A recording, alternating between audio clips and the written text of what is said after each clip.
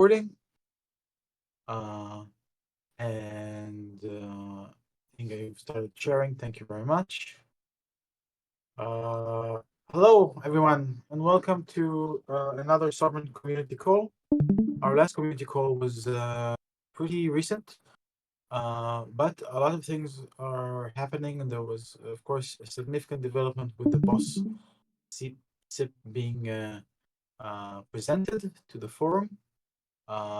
We hope to get the SIP out to a vote this coming Monday in the afternoon.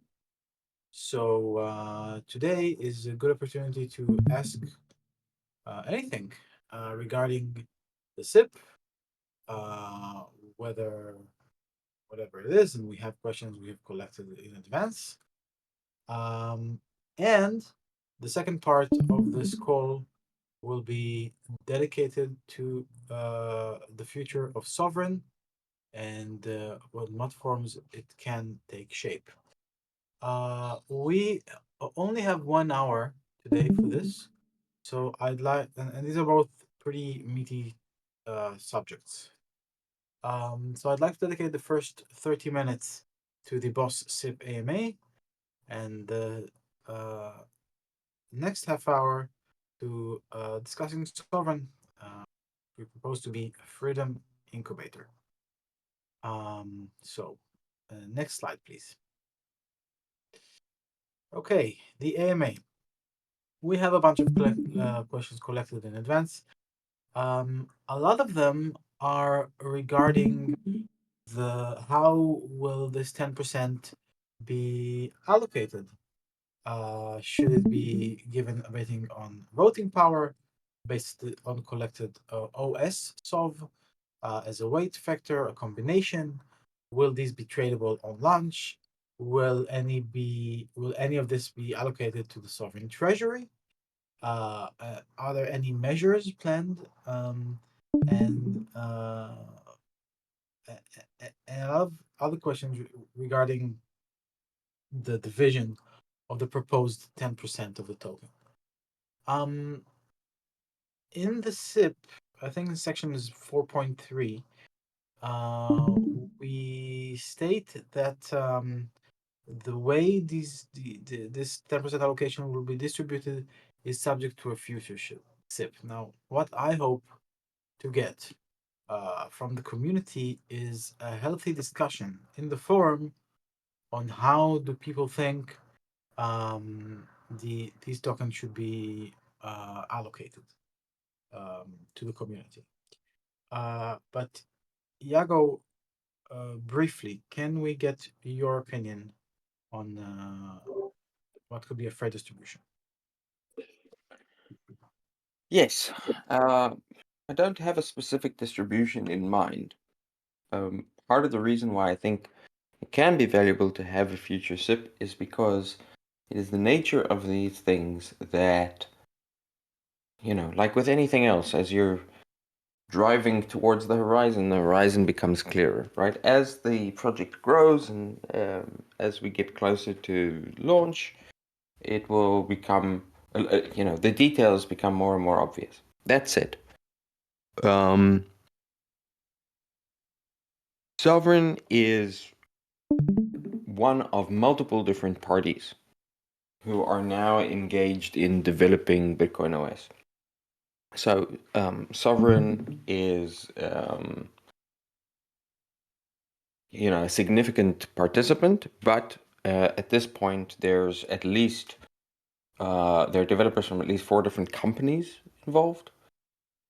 There's several open source developers who are working on the project. There's people who are not developers and sort of working more around communications, marketing, community, stuff like that. And then there's additional researchers who are joining from other decentralized projects. Merlin, very significantly recently Cardano. So the anticipation is that Sovryn will continue to play a significant role in the development of BOSS, and at least part of the reason that Sovryn would be receiving a token allocation is because it is anticipated that Sovryn will, in one way or another, continue to participate in the development of BitcoinOS. And so there may be situations in the future where Sovryn will seek to provide the grants or in some other way utilize the BOS to further the development of the project, and also that Sovryn will be an active participant in the project, and the BOS token is a commodity which is utilized, among other things, to pay for computation processing through the BitcoinOS system. And so Sovryn, as a participant in that, will benefit from having a store of this commodity that it can utilize for its own purposes. So in my view, there are three ways we should be thinking about, or three ways we should be allocating. One is we need to maintain some quantity of the BOS tokens for our own ability to continue to develop the BitcoinOS ecosystem for our own purposes. Two, we should maintain some for our purposes as a consumer of the computational processing. Okay, so that would be sort of like a utility maintained by the Treasury. Beyond that, I think that we should, as a project, maintain some for the Treasury and for the benefit of Sovryn more generally, right? So we'll talk about this a little bit more, but we need to maintain some Treasury for Sovryn itself, especially if we're going to look to expand and grow Sovryn further. And third, there is the question of an allocation to Sovryn stakers and potentially Sovryn token holders.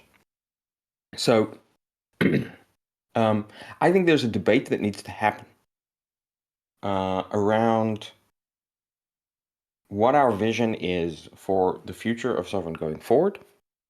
And as part of that debate, we need to also think what is going to be our business model, our revenue model, and how do we want to hold these tokens. And just to give a sense, right, there's a lot of things we could potentially do. We could distribute them to SOV stakers. We could airdrop them to SOV holders. We could distribute them to SOV stakers over a period of time. We could allow people to cash in their SOV or burn their SOV in order to receive a part allocation of what is likely to be a growing Sovryn treasury, creating an entirely new mechanism for valuing the SOV token. Each of these has different trade-offs, and we would choose these different methodologies based on what it is that we want to achieve. So, for example, if we want to make it much simpler to price SOV on the basis of the treasury assets it begins to accumulate, then we might want to make it possible to burn SOV. If we believe that we want to invest significantly in Bitocracy because we need to secure our applications that are governed by Bitocracy, or because we need to incentivize significant decision making, then we would want to place an emphasis on distributing to SOV stakers over time. I have my own views on Bitocracy. I think that if we're going to start to see Sovryn begin to look towards potentially different business models than Bitocracy itself, and the way we structure it might want to change. So I think there's some significant conversation that we need to have, which is in advance of any decision around specific allocations.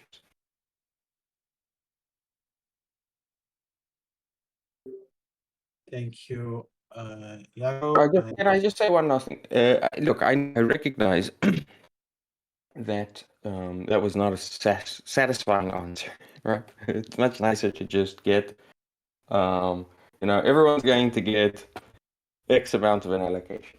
But and sometimes, sometimes there seems to be a desire that I can give such answers. I'm not able to give such answers. Ultimately, it's up to the bitocracy. I can set, I can say, okay, I think this is what should happen, and make it really, really simple. But I actually do think this is a pivotal moment for Sovryn, and we need to be thinking carefully about it. So I recognize that that's not a satisfactory or a satisfying answer right now, but I think we can get to a satisfying answer,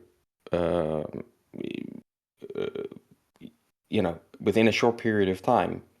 We just need to, there's just things that I think need to be considered. Absolutely, and I hope to start this conversation in the forum shortly after the vote. Moving on to more questions.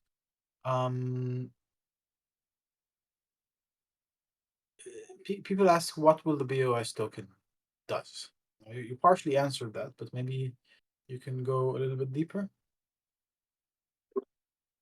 Yes, to an extent. So it's possible that the functions that, that there will be additional and growing functions that you're able to do with BOS token over time. But let's talk about the BitcoinOS system. Give a brief sort of recap of how it works, so that what I'm about to say is going to make sense.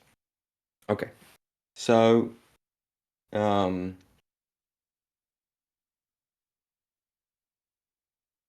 the first thing to understand about BitcoinOS is that what it does is it allows you to have computation which is performed off-chain. This computation can be massive. It could be computation of thousands of transactions. It could be computation of sophisticated financial transactions. It could be computation, it could be AI computation, right?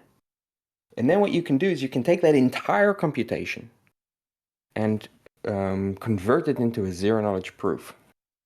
And that zero-knowledge proof right now, and we're still, doing all kinds of things around optimization, but that zero-knowledge proof right now is just a little bit bigger than 300 bytes. So that's a tiny, tiny piece of information. Okay, so you have off-chain computation, you turn it into a small proof, you post this proof to Bitcoin, and then that proof can be validated, verified, and executed on Bitcoin. Now, what is Bitcoin? Bitcoin is a ledger, right? And there's all kinds of things that you might want to do with that ledger. You might want all of those, you might want to aggregate large numbers of transactions as a method of scaling Bitcoin transactions. You might want to send an instruction to Bitcoin to issue programmatically a new type of token. You might want to settle multiple different DeFi trades. You might want to be able to prove that an AI computation that you performed was performed by a non-censored AI. There's all kinds of stuff that you might want to be able to prove and then have executed on the Bitcoin chain. So none of this computation is going to be processed by the Bitcoin miners. The Bitcoin miners have no interest in processing this and no ability to process this. So where is all of this information going to be processed? Well, you need a number of different participants in the BOS ecosystem. You need provers. What the provers do is they take the computation, they prove it as a ZK proof. So they're the ones basically condensing it into a ZK proof and posting it to Bitcoin. You need verifiers who are verifying that that computation was correct. You need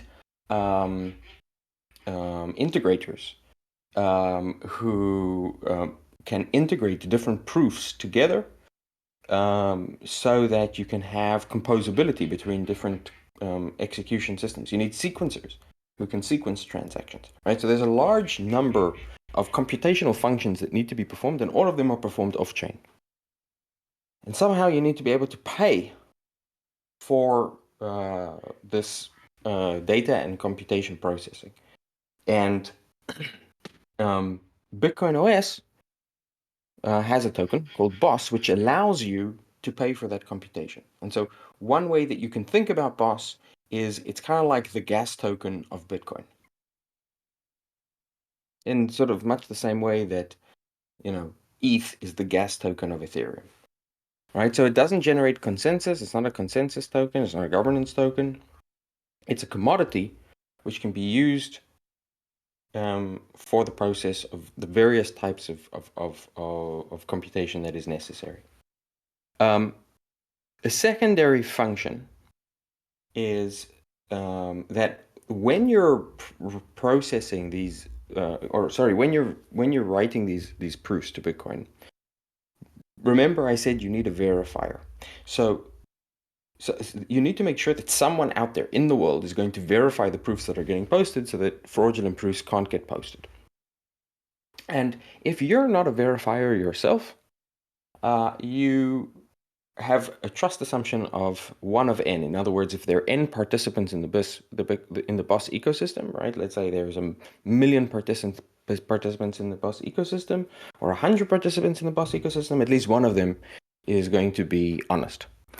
However, if you are a verifier yourself, then you are the one out of that 1 of n is you, and so for you, effectively, the system is trustless. But we want to make sure that the verifiers are available, that they have a high degree of liveness, that they are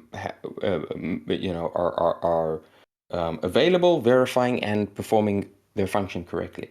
And so for that purpose, we can create a set of known verifiers. And one way to do that, and the way we expect to do that, is they will stake BOSS token. And again, the staking has nothing to do with consensus. It has everything to do with a incentive for the verifiers to be constantly online and constantly engaged in maintaining the correctness of the system, right? So those are 2 ways that we anticipate the BOSS token would be utilized. And and I think that helps explain the role that the token plays within BOSS. Thanks. Yeah. There were several comments regarding the size of the 10% allocation itself. Now, you have answered quite extensively in the dojo. I have touched upon that in the forum. I'd like to discuss it here as well, since this is a community goal which is dedicated to the SIP. Is the 10% enough to incentivize Sovryn for the work that was done and will be done on BitcoinOS? Are you asking me? Well, yeah, I was, but I'll give my opinion first. Sovereign has incubated BitcoinOS. Now, in the incubation space, in DeFi, it is common for the incubator to take between 2 and 4% of the token allocation. Sovereign is set to receive 2.5 times that, so it is above and beyond what is common in the incubation space. Now, to justify that, Sovereign will need to deliver more work, more deliverable, as discussed in the SIP. And since Sovereign success is intertwined with the success of BitcoinOS, I think that Sovereign should be very happy to deliver these products to the success of BitcoinOS. These are my 2 cents. Yago, if you have anything to add. My view is that even if Sovryn was receiving nothing, it would be in Sovryn's mission statement to support BitcoinOS. I think it always has been. So my view is that Sovryn should be supporting BitcoinOS regardless of how many BOS tokens it receives, and we should seek to support any project which furthers our sort of larger mission and goals. Now, obviously, we would favor projects where we can, also have some kind of stake. But yeah, I mean, to me, it's a no-brainer, even at much less than 10% and even 0. Okay. There are a bunch of questions about Sovereign Future, but I'd like to save those for the next part. I'd like to open the stage for anyone who'd like to ask a question here live before we move on to the next part.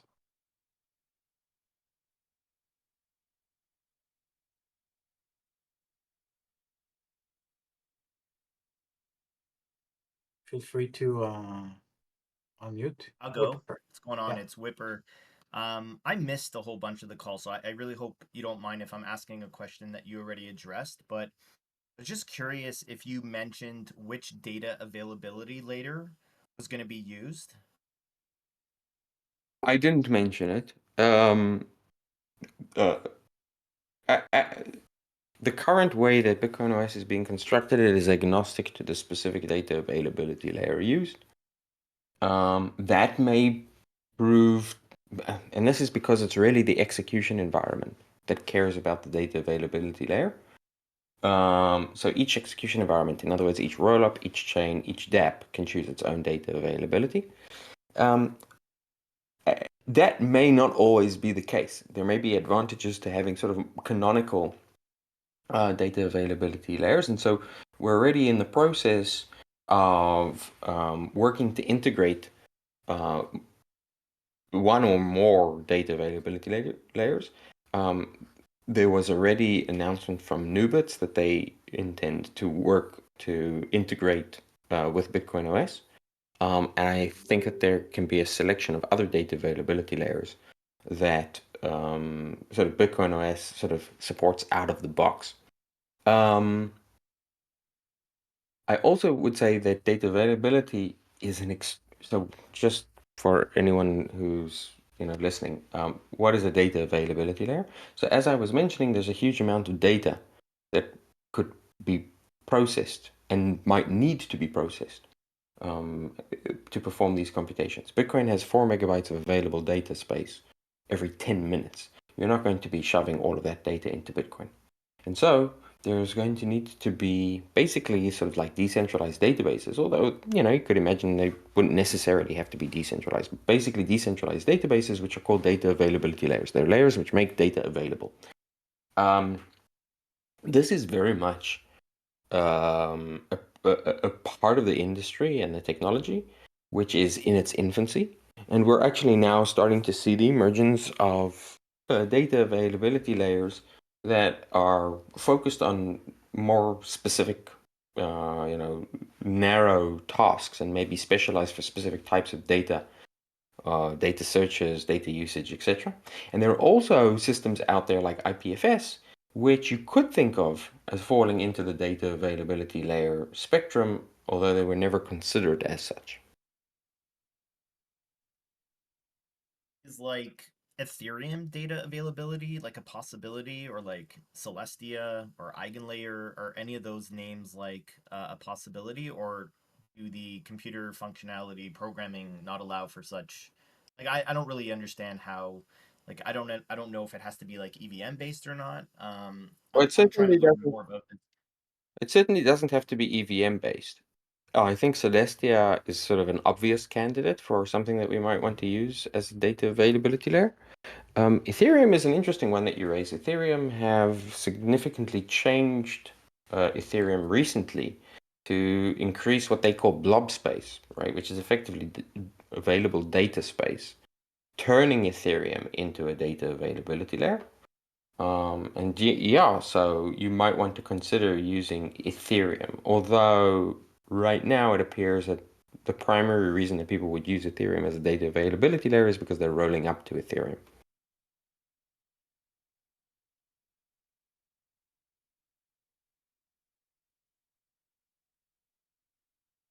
Has anyone had any estimates on what transaction fees would be costing when using BOSS, like this network scaling solution? Yes. So we've already performed transactions. The transactions are inexpensive.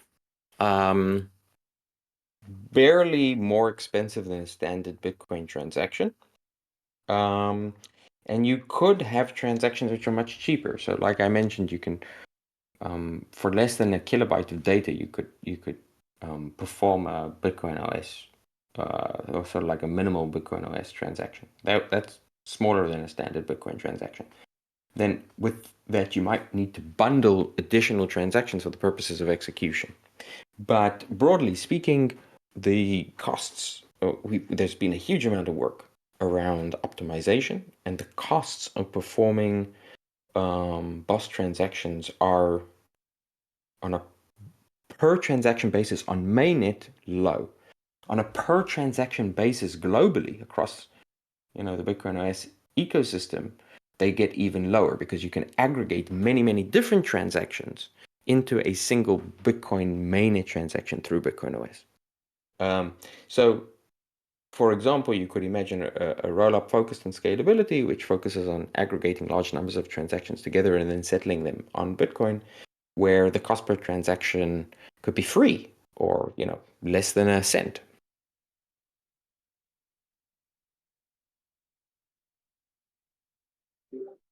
Thanks, Super, and thanks, Iago. Anything else from anyone regarding the SIP before we move on? Also type in the chat. I just had a brief question. If the cost for transaction will be so low, do we have an understanding of how profitable it will be to hold the BOSS token, or how much we could foresee the transactions benefiting our person who's staking these tokens can benefit on it? I can't speak to anything related to the price of BOSS token. But what I can say is that the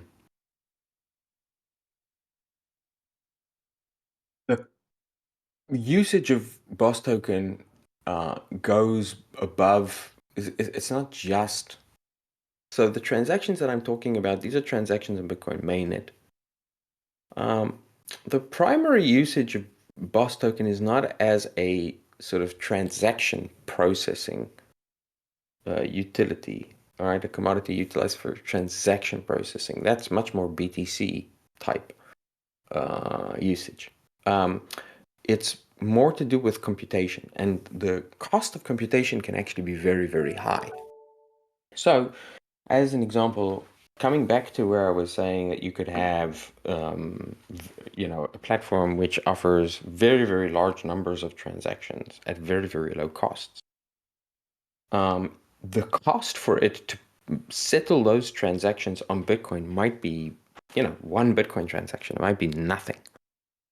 But the majority of the cost would be taking all of those transactions, aggregating them, and then proving them as a ZK proof. And that could be quite significant. Could be many thousands of dollars.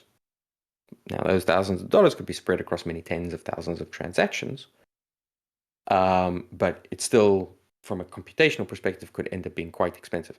Now, over time, ZK computational costs are likely to go down through all kinds of methods: hardware acceleration, algorithmic improvements. But as the cost of converting compute into ZK proofs goes down, you're likely to also commensurately see a growth in the cost of or sort of like the amount of things that people want to compute and then turn into ZK proofs. So yeah, I don't have no idea, no idea or opinion on how that impacts directly the way you should think about cost, but that's how I think you should think about the relationship with the utility. Makes perfect sense. You explained it well. Okay, thank you. Let's move on to the next slide, please.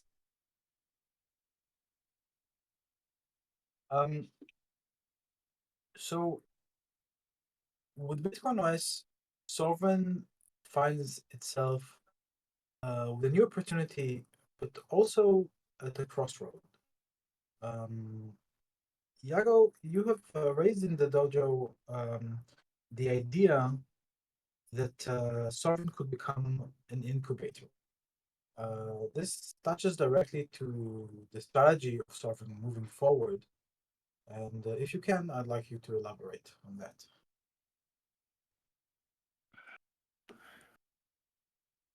Okay, I would go further than that. I would say that Sovryn is an incubator.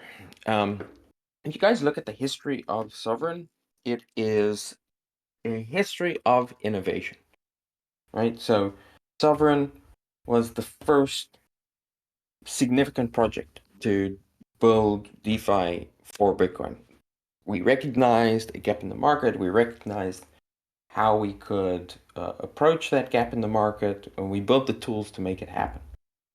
Sovryn then realized that we didn't, unfortunately, have a good partner in IOV Labs and Rootstock, and that we needed to build out huge amounts of tooling, from data services to bridging to RPC and node system. And so Sovryn built all of that out for Rootstock, effectively building out the entire Rootstock ecosystem. Sovryn, within that process, launched a DEX, margin trading, lending pool, all of which were the first of their kind for Bitcoin. It introduced Fast BTC, a project which, a router which was the first of its kind. We introduced Zero and the Sovereign Dollar, two projects which were the first of their kind. While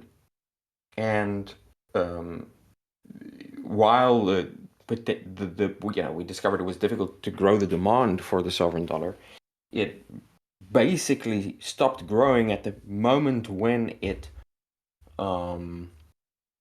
saturated the potential demand on Rootstock, right? So that ended up being like a glass ceiling to what the Sovereign Dollar could be, but there was massive demand to generate Sovereign Dollars, which far exceeded that. And then along the way, we did a whole bunch of other things. We built the first decentralized runes bridge. We built a launchpad called Origins, which we utilized for our own launches. We helped other projects like Babelfish and effectively incubated them. And most recently, we've played a significant role in incubating and the development of BitcoinOS, which is the project which, for the first time ever, did something which many people, even today, can't believe actually happened, which was ZK verification on Bitcoin, and is now going much, much further than that.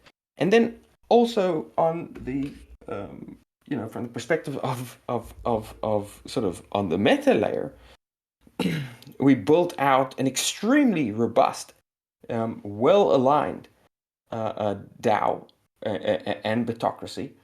I think it has very few or maybe no peers anywhere in the world. We introduced basically the meta category of DeFi for Bitcoin was introduced by Sovryn. And now this meta category of an OS for Bitcoin that other systems, including layer 1 chains like Cardano, are utilizing, was introduced by Boss in collaboration with Sovryn. That is a phenomenal track record. That is a small project over the course of 4 years. If you look in history, Athens was a small city which invented physics and philosophy and ethics and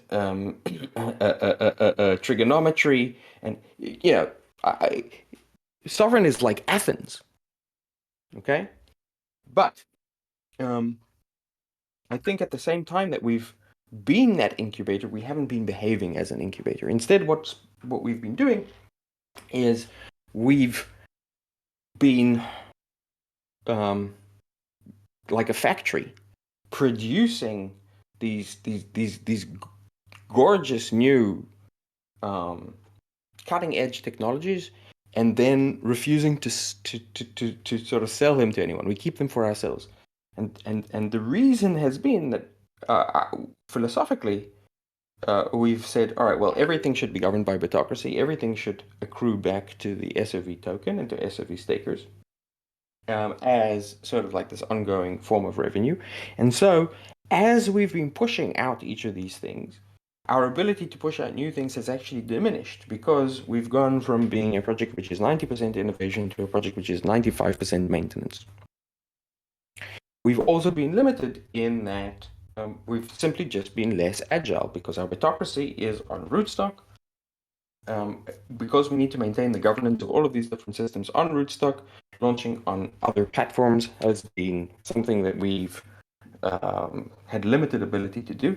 And all of this has reduced our focus, has diffused our resources, has taken our eyes off of innovation, and I think has not played to what we've clearly demonstrated is our central strength, which is basically being 4 years ahead of everyone else.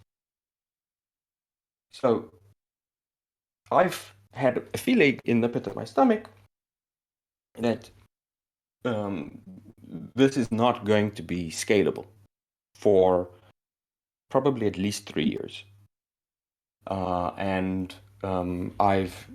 I advocated initially for what I think was an overly complex solution, which was the creation of sub-DAOs, which would still feed back into Bitocracy.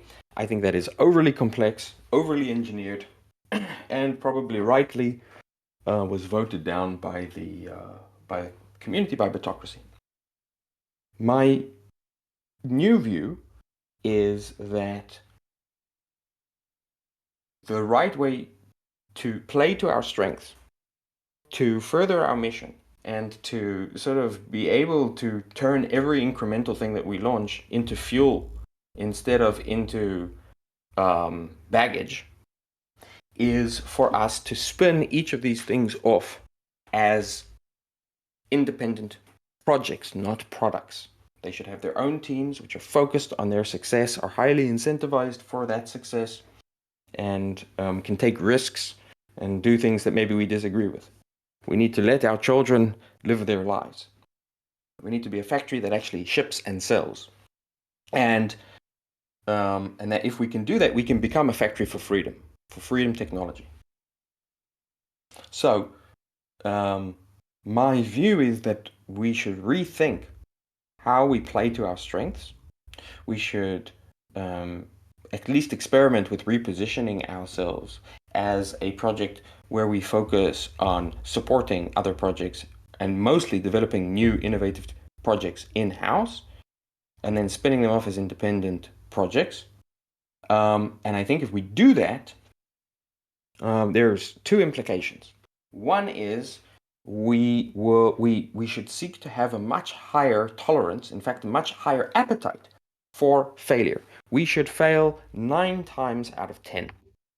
Like almost none of our products have failed, right? They haven't accomplished, or many of them, or maybe they haven't accomplished what we wanted them to accomplish, what our biggest ambitions for them were, but we haven't allowed them to fail. I think we need to allow things to fail. And and we should be shooting for outside success. And an example of this is BitcoinOS. BitcoinOS, I think by any metric you look at it, the level of technological breakthrough, the level of sort of the degree to which it's changing the trajectory of Bitcoin and crypto as a whole, the economic impact it can have is just a, a behemoth. And you know, you only need to build so many behemoths for you know, to have really, really outside success. So the world I imagine is a world in which, you know, we let's say 5% or 10% or whatever of the percent of the tokens of these projects that we spin out is retained by Sovryn. Well, you know, 12 years from now, Bitcoin is going to be something between a 20 and 40 trillion dollar asset.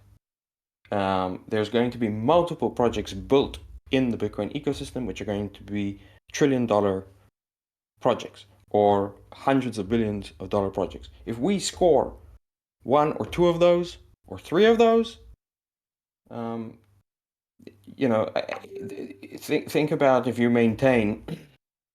Yeah, let's make the math simple. If you are able to maintain 5% of a trillion-dollar project, right? How much is that? 50 billion? That would be, you know, 1,500x in terms of SOV valuation from where we are now. And is that possible? I think we're already on the path to doing that. So I think we're super positioned to do that. I think it makes it much easier to understand for all of us what the mission is. I think it plays to our strengths, but I think it means a very, very deep rethink of how Sovryn, not of Sovryn's mission, but of Sovryn's procedure, of Sovryn's sort of strategy. Thanks, Evan. I'd like to discuss an idea of how this could look in the upcoming bull run, which we might already be in, as a sort of an MVP of what this product can look like. Can you move the next slide, please, Inga? Thank you. So one of the one of the components in the SIP is launching the BitcoinOS token using the Bitocracy and using Sovryn's technical arm. So this is essentially a DAO launchpad, right? Where the Sovryn Bitocracy will act as a regulatory blanket, and the technical arm will launch the token in a technical manner. This covers both two of very, very desirable bases for any project that wants to launch a token. Now, not only that, but Sovryn is also proposes to develop a new Bitcoin token standard, a programmable Bitcoin token standard on which the BOS token will launch. Now, if we will be successful in doing that, and both in developing the token standard and launching the BOS token, with this new token standard on which we are the first to do so, other projects will take notice, and other projects also might want to deploy their token using this new programmable Bitcoin native token standard. Now, Sovryn will be the first launchpad to use this token standard, and therefore, from a narrative perspective, will be the go-to place to deploy your token using this new standard.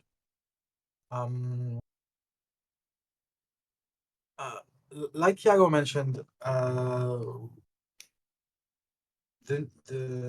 well, maybe you haven't mentioned it just now, but the new Bitcoin economy is set to be much, much larger than it is now. And specifically, Boss, even in a mid-scale launch size on TGE, this could represent tens of millions of dollars in windfall for Sovryn.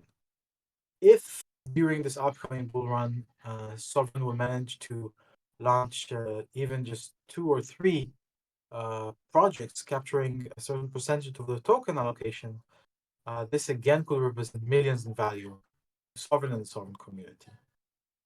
So this kind of product, a Launchpad, is well, it's very useful, especially during a bull market, and we are uniquely positioned to deploy it using a new Bitcoin token stack. So this is my case on why this is a good idea and a good product.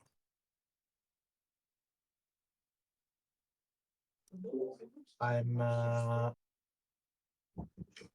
have a few questions from the community regarding the future of Sovryn. Some of those were answered now, but if anybody wants to raise them.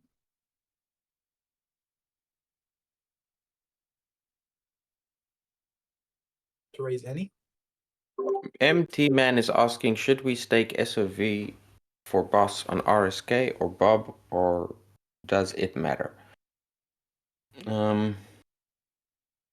Right now, I don't think it matters, because we'll decide on that kind of distribution in the future. What I will say that right now, Bitocracy is only on Rootstock; it's not on BOSS.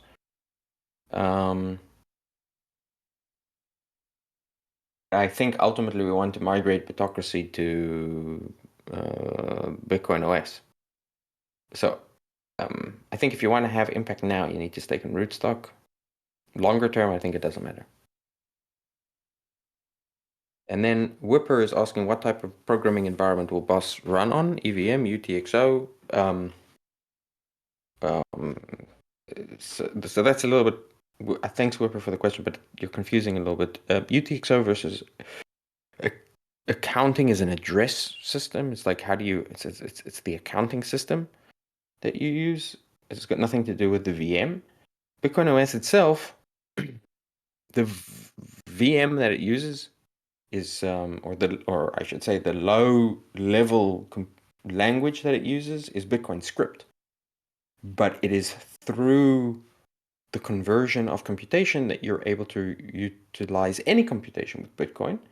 And so what that implies is that over time, we expect to basically allow any programming language, Rust, Haskell, TypeScript, Java, anything that seems to be a significant programming language can be converted into ZK proofs.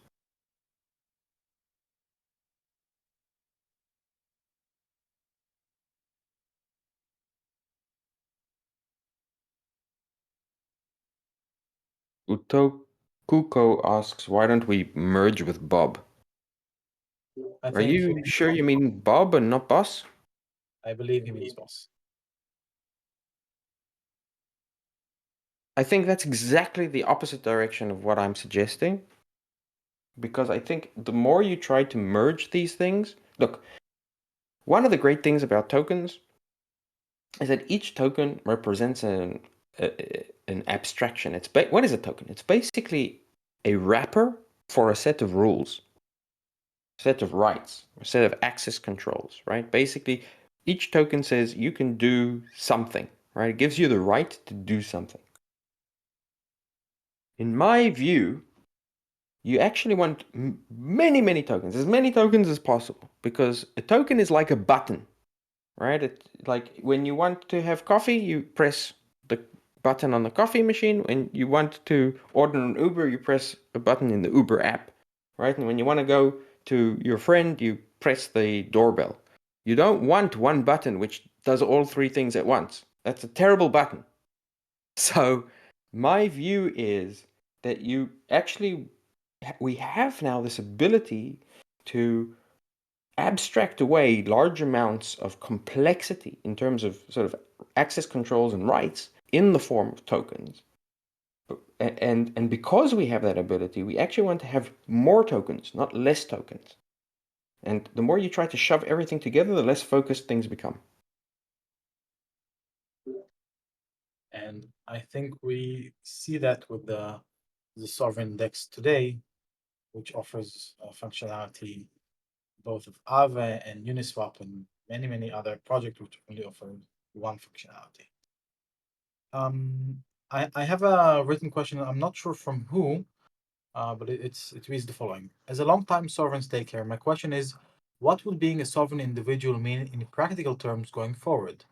I'm currently long-term stake on the RSK instance of Sovryn, but what will keep me a part of the community in the future?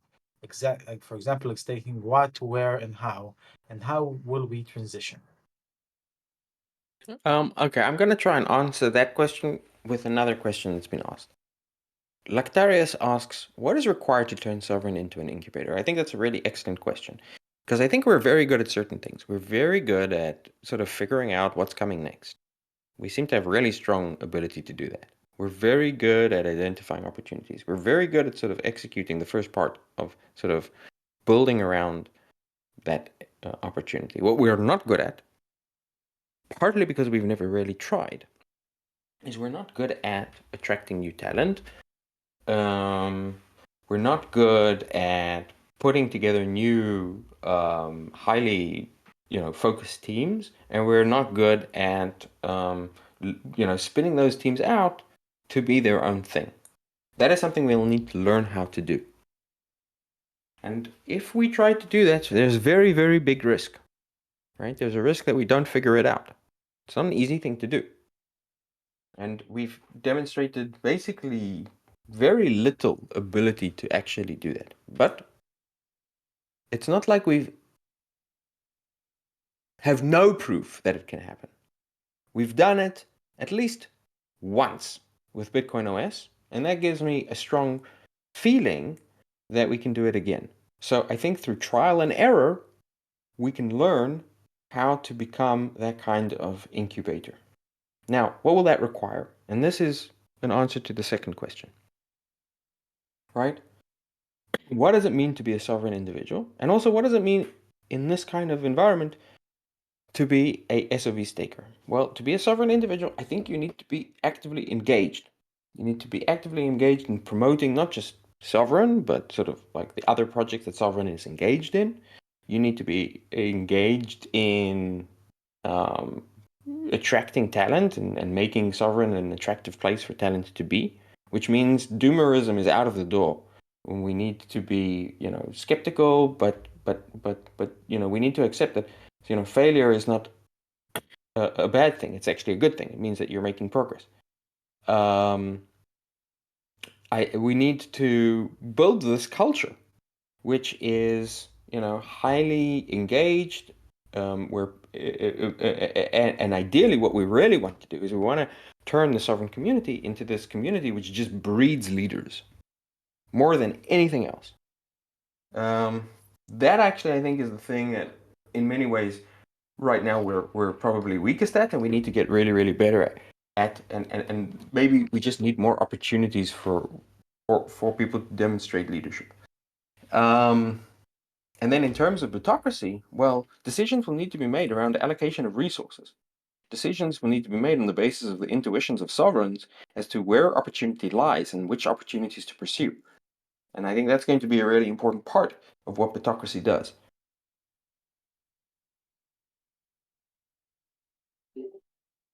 Thank you very much. Our time for today is almost up. We have 5 more minutes. Does anybody have any other question?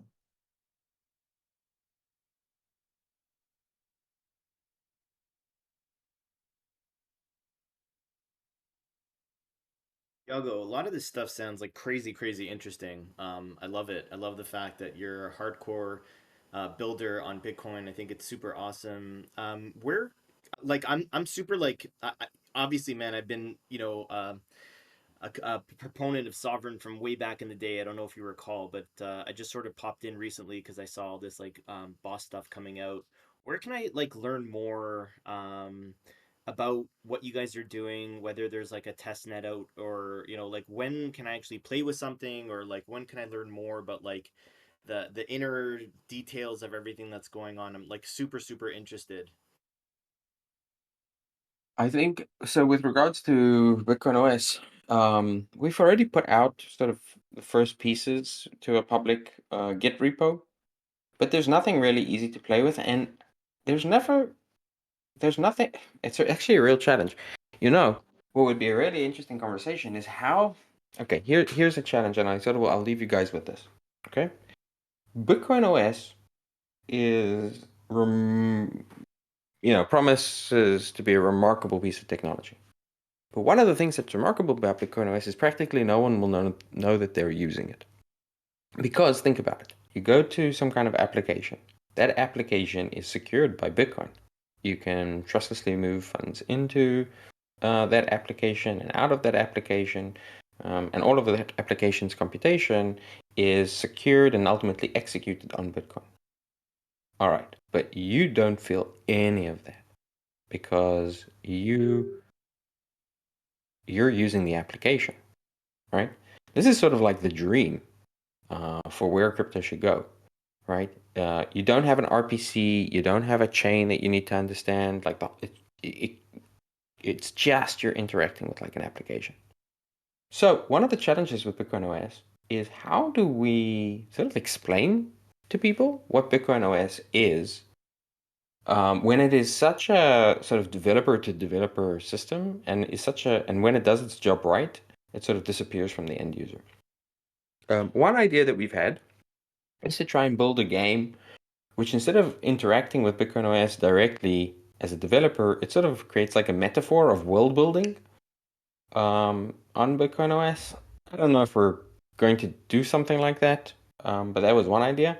But that is like the kind of thing that would be really interesting to see how can we sort of make this metaphor of computation from many different execution environments, Merlin, Cardano, B squared, and a bunch of others, let's call it Ethereum, all sort of getting integrated with Bitcoin as a central hub, as the sort of world ledger, world settlement layer.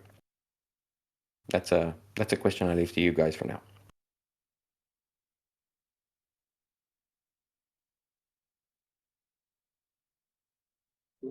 Okay, everybody, thank you very much for coming. Whipper, do you have anything else? I was just gonna ask, like, Yaga, where is the best place for me to continuously stay up to date and learn more about Boss? Whether it's things like, what kind of TPS users can expect, what sort of transaction fees, maybe you guys have estimated, what type of initial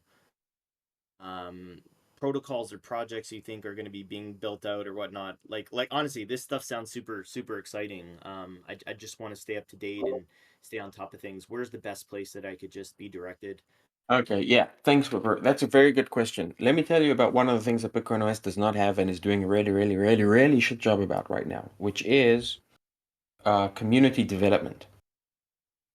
So, what I would suggest, and I would encourage all of you to do, is to go into the BitcoinOS Discord and start asking all of the questions, all of them. Like, just suck the whoever is willing to answer questions or is able to answer questions there dry and educate yourself so that you then can become a font of knowledge. Because one of the look, we're working on it and we're trying to create like a more professionalized way of doing this, but right now that's a huge gap. And so if just 3 or 4 people go in to the BitcoinOS Discord, spend a few days just vampire attacking all of the information that they can get, and then turn themselves into domain experts across the Discord, the Telegram, the Twitter, and maybe maybe other communities that you're involved in, that in and of itself sort of can start driving, make a really big difference to the project.